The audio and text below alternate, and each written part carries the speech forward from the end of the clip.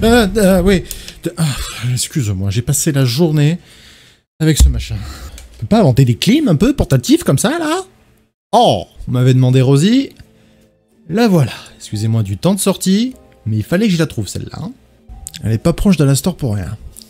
Dans Hazbin Hotel, il y a ceux qui crient, qui tuent, qui méprisent. Puis il y a Rosie. Une femme calme, souriante, assise, et pourtant terriblement dangereuse. Bienvenue à toi aujourd'hui pour ce petit focus sur Rosie, la reine de Cannibal Town. Un personnage aussi raffiné que sanglant. Rosie apparaît surtout dans l'épisode 8, saison 1. C'est là où on a le plus d'interaction avec elle. On la découvre dans son lieu personnel. Un lieu feutré, élégant, style 1920. Et elle n'est pas une invitée, elle est chez elle.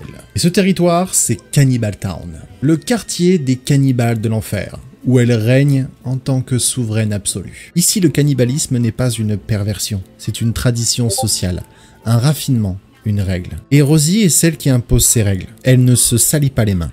Elle dîne, elle sourit, elle règne. Un détail marquant, sa relation avec Alastor, très particulière. Oui, je savais que tu serais là. Bah en même temps, oui, votre relation, elle est particulière, je suis désolé. Hein. Quand ils se croisent, pas d'hostilité, pas de surprise. Ils se connaissent.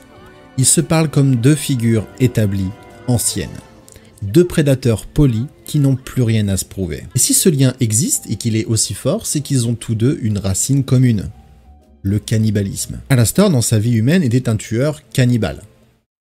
Oui, attends, je vais m'expliquer. Ce n'est pas dit explicitement, mais le message est clair. Il a pris la forme d'un cerf démoniaque en enfer. Et on le voit manger un cerf cru dans la série. Il est devenu ce qu'il mangeait. L'ironie de l'enfer. Et Rosie, elle, son apparence dit tout. Le visage humain, proportions réalistes, langage raffiné, codes sociaux bien ancrés, ce n'est pas un démon né en enfer, elle était humaine dans sa vie passée. Et ça c'est une évidence visuelle. Dans le lore de Hazbin Hotel, seuls les démons nés en enfer ont des formes monstrueuses ou stylisées. Rosie a un visage humain, car elle l'a été. En revanche, il y a encore des choses qu'on ne sait pas encore. Notamment parce qu'il y en a un qui n'a pas voulu m'en parler. Une aristocrate, une chef de gande, une tueuse raffinée. Le show nous a pas encore vraiment montré ce qui s'était passé durant son vivant. Puis, quels sont ses pouvoirs? Ça n'a jamais été montré, on ne les a jamais vus, et on remarque bien qu'elle n'en a pas besoin pour dominer.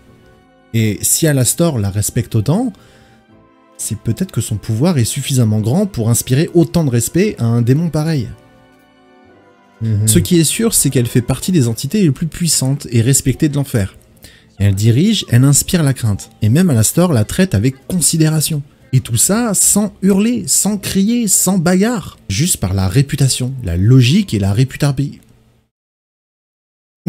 J'ai tout compris ce que j'ai dit. Juste par la réputation, la logique et l'autorité.